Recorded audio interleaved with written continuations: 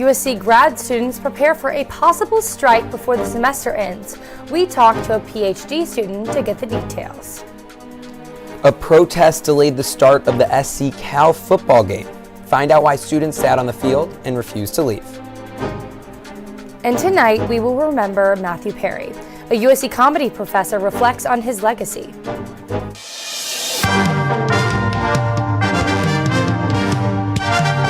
Annenberg TV News is next. The USC Grad School sent out an email announcing the authorization of a possible grad student workers strike. Hi, I'm Stephen Noble. And I'm Tess Patton. The email warns a strike could create disruptions on campus before the end of the semester. A strike isn't definite, but the university alerted faculty to prepare for the possibility. USC claims progress has been made in bargaining, pointing out grad student workers' current benefits and what's already been achieved in negotiations. According to their website, USC grad students are demanding stronger protections against discrimination and abuse, fair compensation, a stronger voice for international students, and better benefits for families. Though we've made many, tentative agreements so far, we are at the stage where we are going back and forth about economics. We'll be going on a picket to demonstrate to the university what it might actually look like were we to go on strike. And that gives the university one last chance to move forward in good faith with their proposals so that we could actually avoid a strike. The university told Annenberg Media that the school is, quote, disappointed that the graduate student workers voted to authorize a strike. They said they have been, quote, fully engaged in negotiations with the United Auto Workers and have been bargaining in good faith. The Graduate Student Workers Union is holding a last chance picket on November 9th to give USC a final opportunity to avoid a strike. And Tess just teased there a little bit. As one strike closes, another one opens. The United Automobile, or the other way around, as one strike may open, one closes. The automobile workers reached a tentative deal today with General Motors, ending a 6-week strike. The car company had been losing about $125 million a week. The tentative agreement must still be ratified by a vote of the 146,000 union members. The UAW already reached tentative agreements with Ford, Stellantis, the car company that makes Jeeps, Chrysler, and a dozen other brands. The result, I think, is a good one for the auto workers, and that they're going to get higher wages and, just better terms of employment. The negative side of that is that probably doesn't help with the battle that is going on now with inflation. The tentative agreement outlines several key changes for union members, including a 25% general raise for top employees. Workers would also be guaranteed pay and cost of living raises that would top 30% by 2028, along with an immediate 11% increase in pay. Professor David Sacco says the deal reached with Ford, GM, and Stellantis may cause non-union workers at companies like Tesla and Toyota to demand higher pay. As the war between Israel and Hamas escalates, college students across the nation are speaking out on campus in a movement to free Palestine. What started as a Free Palestine rally on Tulane's campus ended in officers removing students in handcuffs. And at the University of Florida, students rallied to show their support for Palestinians. And at Cornell University, a series of online anti-Semitic messages threatened violence against the Jewish community. In response to recent anti-Semitic attacks on American Jews, the Biden administration released a statement saying, quote, "These attacks are despicable, unconscionable, un-American, and they must stop." New York's governor shared similar sentiments. I came here in person with one strong message, that we will not tolerate threats or hatred or anti-Semitism or any kind of hatred. According to the Anti-Defamation League, anti-Semitic incidents across the nation have increased nearly 400% in the days since the October 7th attacks by Hamas. USC's football game against UC Berkeley was delayed on Saturday due to a sit-in on the field. Students are protesting the suspension of a Berkeley professor who is on leave, who was accused of harassing and stalking a UC Davis faculty member. Young adults that are sitting in a protest at the 50-yard line. That is why we are awaiting the beginning of the game. The protesters linked arms at the 50-yard line wearing shirts that read "Justice for Yvonne," referring to Berkeley professor Yvonne Del Valle. Their aim? To reinstate the professor who has been found in violation of several UC policies, including, quote, no contact directive.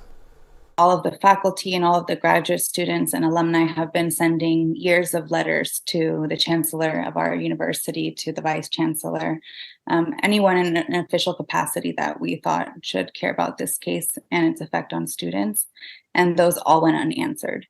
So this now kind of campaign, the Justice for Yvonne campaign that's been going on since August, is really a product of the administration's silence on this issue.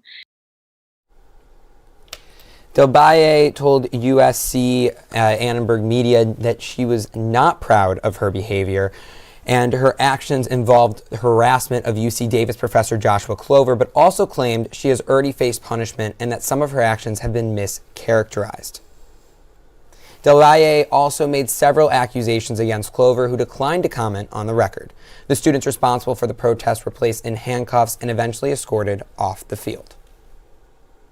Mike Pence will be dropping his bid for the 2024 presidential race. The former vice president announced his decision over the weekend. He had struggled to raise funds and gain support in the polls. So after much prayer and deliberation, I have decided to suspend my campaign for president effective today. And let me thank you all for the opportunity of serving as your vice president. It was the greatest honor of my life. At the Republican Jewish Coalition's annual gathering in Las Vegas, Pence said it became clear that it was not his time and has suspended his campaign with no regrets. Republicans still in the race for the 2024 primary are frontrunner Donald Trump, Florida Governor Ron DeSantis, former South Carolina Governor Nikki Haley, and tech entrepreneur Vivek Ramaswamy. The third debate of the 2024 presidential primary election will take place next Wednesday in Miami. Trump did not make an appearance at either of the first two debates. Fans are mourning former Friends star Matthew Perry's unexpected death. His autopsy results were inconclusive. Authorities found 50-year-old Perry dead in his LA home's hot tub. No foul play is suspected. A toxicology report is expected to come out in the coming weeks. I would like to be remembered as somebody who lived well, loved well, was a seeker, and his paramount thing is that he wants to help people. Over the weekend, fans left flowers by the iconic Friends apartment building in Manhattan. Also hope that folks remember the work he did for comedians and describing like what it feels like to be up and coming in that industry. And the work he did, battling his own addiction, but also helping other people understand theirs. In a statement to People magazine, Perry's family said, quote, "Matthew brought so much joy to the world, both as an actor and a friend. You all meant so much to him, and we appreciate the tremendous outpouring of love." Last year, Perry released a memoir detailing his experiences with addiction and making a positive change. College students have always loved to drink, but now what they're drinking is changing. Reporter Liv Kelleher talked to mixologists who are shaking things up. More and more young people are choosing to forego alcohol in social situations and embrace what's called a sober, curious lifestyle. Priyanka Campella and her sister Charismita were tired of binge drinking culture. They loved going out and socializing, but didn't want the pressure of drinking alcohol. So they created a fun alternative of their own. Their company, Zero Proofed, hosts pop-up events focused on good conversation, music, food, and of course, creative alcohol-free cocktails. For our events, we try to keep alcohol out of the conversation. We try to make it really about the ability to be present and create those connections and turn around and say hi to your neighbor and dance with silent disco headphones, like just adding the fun back in. According to a recent report, Gen Z are consuming 20% less alcohol than millennials. Additionally, 86% of Gen Z surveyed believe that their mental health is something they should consider when choosing not to drink. Gen Z is taught to recognize anxiety and depression symptoms, And I think we've just been able to draw that connection of like every time I drink more, every time I partake in a lot of heavy drinking, it directly impacts my anxiety and depressive symptoms. Sober Curiosity is all about discovery, from discovering a new lifestyle, new ways to socialize, and delicious new beverage brands. Stores like this are putting alcohol-free beverages on the top shelf. Brianda Gonzalez created the New Bar in Venice after her father was diagnosed with an autoimmune disease and could no longer drink alcohol. Anytime you're approaching a social situation in a new way, it can be a little bit anxiety-provoking. But I would say it definitely gets easier over time. One way that I do that is by bringing a drink I can share with people, right? Which is, I think, the value of having a non-alcoholic, equally exciting drink that you're happy to sip on. So the conversation shifts from, why aren't you drinking to what are you drinking? The New Bar offers daily tastings, and the company Zero Proofed frequently hosts events around the LA area. For Annenberg Media, I'm Liv Kelleher. Thank you, Liv. Fire officials warn that powerful Santa Ana winds are creating the risk of wildfires. And a new survey shows where LA ranks when it comes to the cost of living. We'll show you just how expensive it is. And tonight we begin a new segment, Monday Munchies. We'll take you to a spot near campus you may not know about.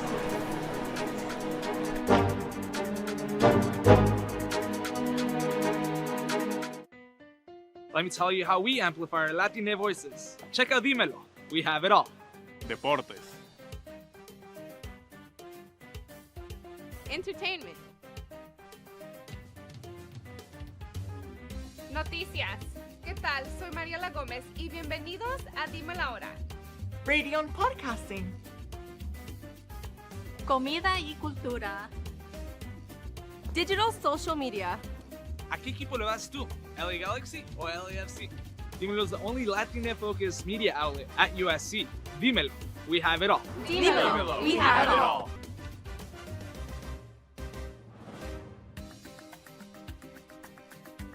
Next to my big friend, I love the big taste of chocolate in this little Hershey's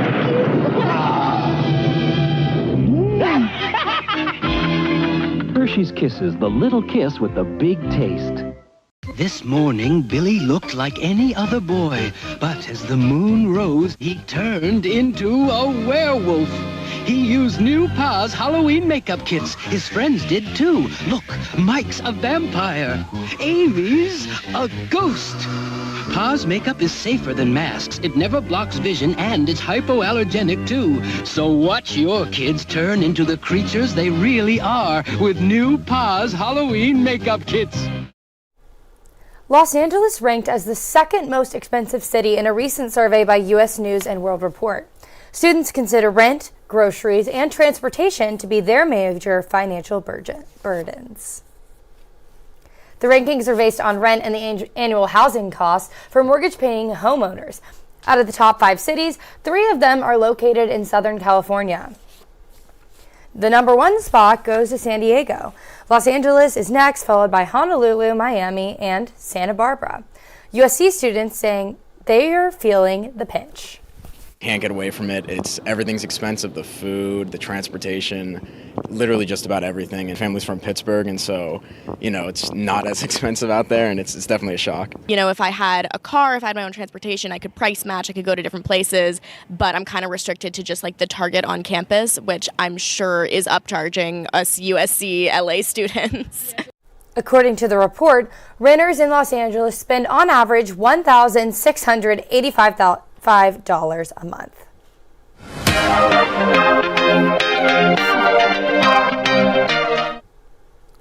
In a new segment called Monday Munchies, we'll highlight places to eat near campus. Today we went to Cocina Cerraba, a Caribbean restaurant located in Mercado La Paloma. Cocina Cerraba specializes in Belizean cuisine with a variety of options, including lots of vegan and seafood dishes like stir-fried plantains and garlic butter salmon. They also have buffets every Saturday and Sunday. We also do a special with USC. Next Plate app is actually made strictly for USC students. So we try to cater to you guys make sure you guys have a nice meal and it's affordable, but yet satisfying, and you can be happy the whole day. If somebody coming first time, they surely should try oxtail jerk chicken, hudut, like I said. But hudut is a very heavy dish, so I would suggest to have before 6 o'clock because it's really heavy. And you can try our vegan and vegetarian options too. Customers can also order delivery and pickup on the Gusina Saraba website. Gusina Saraba is open daily from 11 a.m. to 9 p.m. Make sure to check in next week for more Monday Munchies to discover another delicious option near campus. Santa Ana wind gusts of over 100 miles per hour are fueling dangerous wildfires in Southern California. Annenberg Media reporter Malcolm Caminero joins us live now with the story. Thanks, Tess. I'm standing in Los Angeles Fire Department, Station 15. You could see the fire trucks and some firefighters behind me, where they had a busy weekend, keeping in mind keeping the community safe from the red flag alert this weekend. The Los Angeles Fire Department declared a citywide red flag alert last Sunday as the first significant Santa Ana wind event of the season is expected to bring dry and gusty conditions, raising concerns about possible brush fires and wind-related power outages. We spoke to the station's fire chief about the criteria of a red flag alert and how they prepare for these events.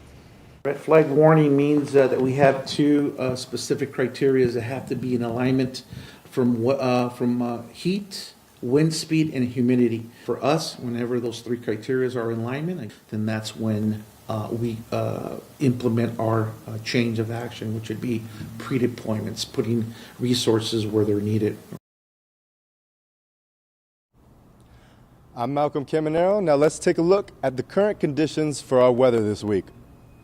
In typical LA fashion, we're looking at 80 degrees with sunny skies and minimal humidity. Let's take a look at that 5-day forecast. For those who are cruising around on Halloween night, the weather will be far from spooky. Expect sunny skies with highs in the low to mid 80s. As we enter the evening, it'll get a little chilly with 53 degrees. I suggest bringing a light jacket. We'll remain in the 80s and high 70s throughout the week, with lows in the 50s during the nighttime. There will also be winds of 4 to 5 miles per hour each day. Tuesday, Wednesday, Friday, and Saturday are expected to be partially cloudy. Now, let's hear from Anthony Bettino on the world of sports. USC ended its rivalry with Cal on a high note, but it was as much closer than expected. Water polo snapped their 3-game losing streak with a huge ranked win. And men's tennis took home some hardware this weekend. All this and more next on ATVN Sports.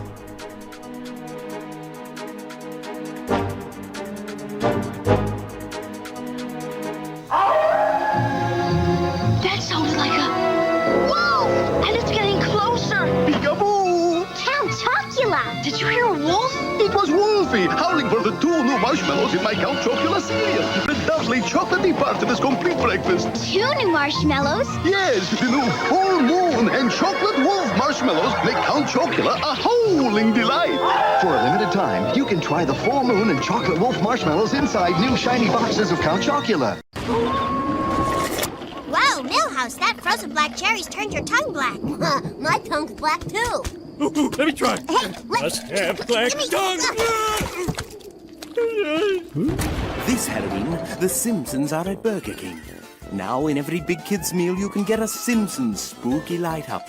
They gleam, there is scream, and you can collect all 15 at Burger King. Where else?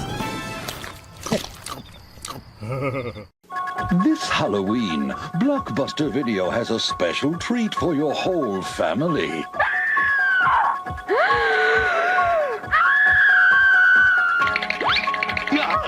You can take home any of these great Halloween classics for just $7.99. Or rent 2 movies and get them for $3.99. Now, if that's not a reason to scream, what is? Make it a Blockbuster. Happy Halloween Eve, and welcome back to ATVN Sports. I'm Anthony Bettino. And I'm Daniel Palmore. Mendoza looking, Scrambling, looking, has to try something. No! Nothing there. In what was the last matchup between USC and Cal for the foreseeable future, the Trojans escaped Berkeley with a 50-49 win over the Golden Bears. After trailing 28-17 at halftime, USC outscored Cal 33-21 in the second half to earn its 7th win of the season. Quarterback Caleb Williams' 4 total touchdowns and running back Marshawn Lloyd's 115 yards and 2 touchdowns greatly contributed to the Trojans' comeback effort. Let's hear what Easy spoke to, we could have started slow. And then we just got to continue to trust each other, but also trust ourselves, trust we worked on all week. And, we, like you said, we made plays when we needed to. Obviously, moving forward, we want to be able to just dominate from the jump all the way to the end. And, that's what we're going to continue to strive for no matter what. Final 3 games on USC's schedule this year all come against ranked Pac-12 opponents. Washington, Oregon, and UCLA are all ranked inside the top 20 ahead of USC, as the Trojans remained at 24 after beating Cal on Saturday. Well, Anthony, based on what we saw against the Golden Bears, what shot do you give the Trojans to beat Washington at home on Saturday? All right, Daniel, the past few weeks, I've been pretty negative about this team, but for some reason, I got a positive feeling about this game. If you take a look at Washington, they struggle against making sacks. They only have 10 sacks this entire season. That aids Caleb Williams in a great way, because as we all know, Caleb Williams is able to scramble all around the field, and he works very well in the pocket. They're not going to be able to take him down, and he's going to be able to make those Heisman plays again and get the ball to guys like Dorian Singer and Brendan Rice. Well, Anthony, those are great points, but I want to look at USC's defense. The key to me in this game is going to be slowing down Michael Penix Jr., who has nearly 3,000 passing yards on the season and 24 touchdowns. They gave up over 500 yards of total offense to Cal and obviously 49 points on Saturday. So I think forcing more turnovers is going to be very key for last week. We're going to need a couple this week against Washington. And guys like Eric Gentry, who had 6 tackles, a forced fumble, and an interception, are going to have big games if USC is going to have a chance to knock off Washington on Saturday.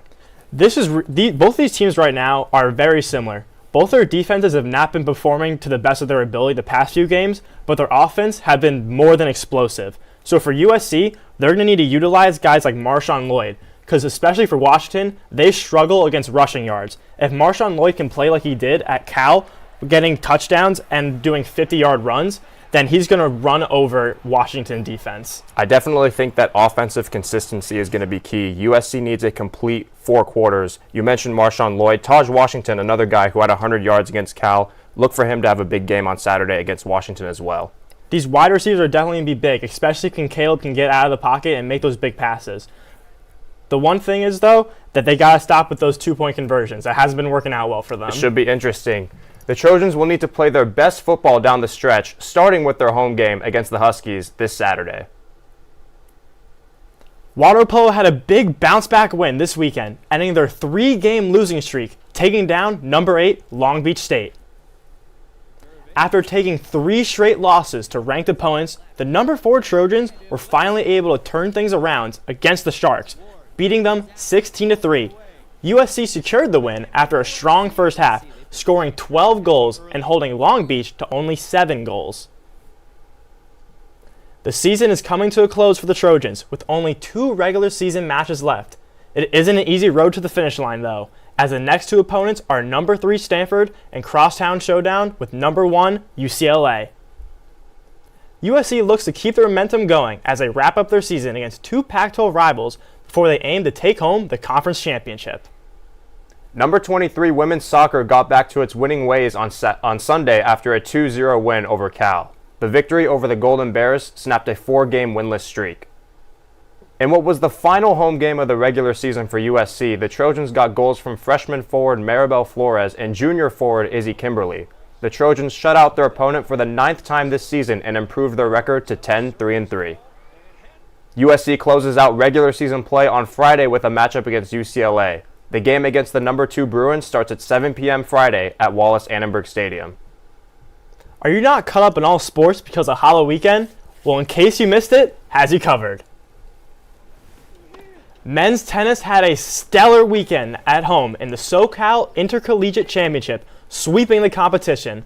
Lodovic Vistrate took home singles gold, while doubles duo Samuel Rubel and Rub Valabanani also earned first place. And maybe there is hope after all for the USC defense. Over the weekend, the Trojans received a commitment from 5-star cornerback Brandon Lockhart. Out of Loyola High School in Los Angeles, Lockhart is the consensus #1 cornerback in the class of 2026. Well, that's all we have for the sports news today. I'm Daniel Palmore. And I'm Anthony Bettino. Now passing it over to Tess for more news. A musician is impacting people with his electric guitar skills. Take a listen next in Harmonies in Hollywood.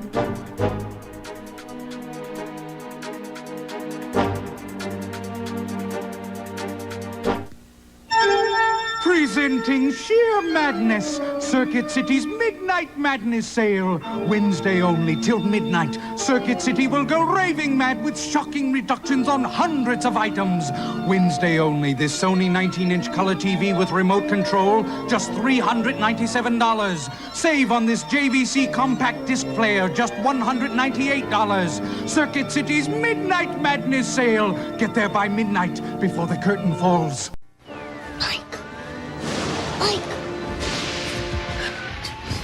What? There's something under the bed. I heard something. There's nothing under the bed. I heard something.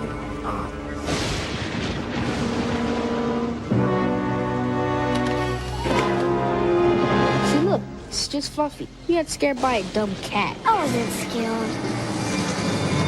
I told you there was nothing under the bed.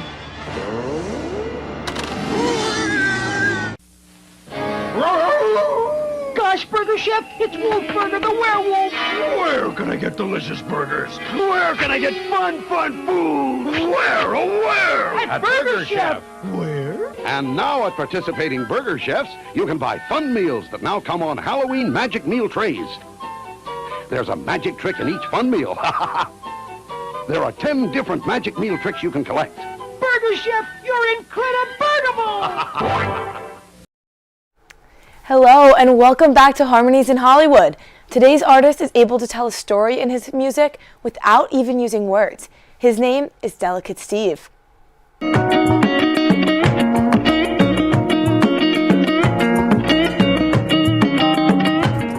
Delicate Steve is a talented electric guitarist. At one point in his career, he hated the instrument. But when he decided to put down the sheet music and, quote, just play, he rekindled his love for creating instrumental music. I asked USC students what they thought of his sound. The only artist that comes to mind that I can kind of compare it to is Greta Van Fleet, like very dreamy and like ethereal vibes, which I really enjoy. I do like to listen to music without lyrics, especially like when I'm studying. Using different chords and stuff like that can either tell like stories like hurt or fun. I think in this case it's like fun and relaxation. Delicate Steve has worked with Paul Simon and toured with the Black Keys, but now he's riding solo. If you want to check him out, Delicate Steve is heading to the Venice West in Venice Beach tomorrow at 8 p.m. Well, I know, Stephen, that you have a midterm tomorrow. Will you be listening to this while you're studying? So Delicate Steve? Without a question. I mean, okay. it's some great study music, a little bit of storytelling in there. But what I love is we still got news, but now we got food, we got some music. We're like a little bit of a lifestyle show vibe going. I love it. And we got the news you need to know, which is a special. Which is the most important. Balance. The most important. That's right. Well, thanks for watching Annenberg TV News, everyone. From Annenberg Media, I'm Tess Patton. And I'm Stephen Noble. For more coverage, watch and subscribe to our YouTube channel at youtube.com/Annenberg Media. Have a great night.